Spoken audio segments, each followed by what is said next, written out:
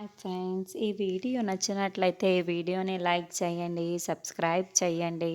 మనోహరి భర్త రణవీర్ ఒక courier boy వేషంలో ముఖానికి మాస్క్ పెట్టుకొని అమర్ వల్ల గేట్ని ఓపెన్ చేసుకొని లోపలికి వస్తూ ఉంటాడు.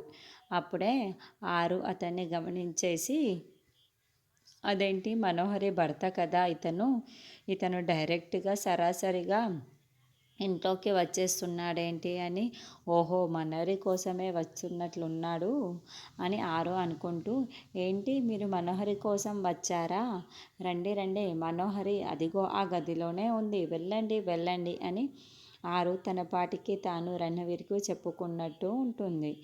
అయితే ఇంట్లో ఎవరు లేని కారణంగా అప్పుడు రణవీర్ నేరుగా డోర్ని ఓపెన్ చేసుకొని మనోహరి ఎక్కడుందా అని చుట్టూ చూస్తూ ఉంటాడు. అప్పుడే ఒక గదిలో మనోహరి ఫోన్ మాట్లాడుకుంటూ ఉంటుంది. మనోహరి ఉన్న గది దగ్గరికి రణవీర్ మెల్లగా వెళ్తూ ఉంటాడు.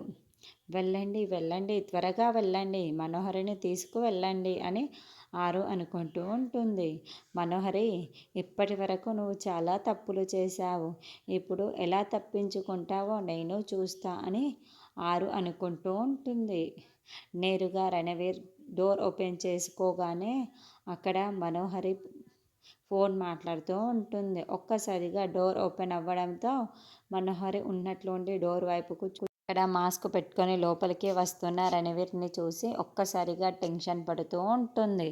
రణవీర్ చాలా కోపంగా మనోహరి వైపుకు చూస్తూ ఉంటాడు. అయితే రణవీర్ తలకి హ్యాట్, ముఖానికి మాస్క్ పెట్టుకొని ఉంటాడు. మరి మనోహరి రణవీర్ని గుర్తుపట్టిందా?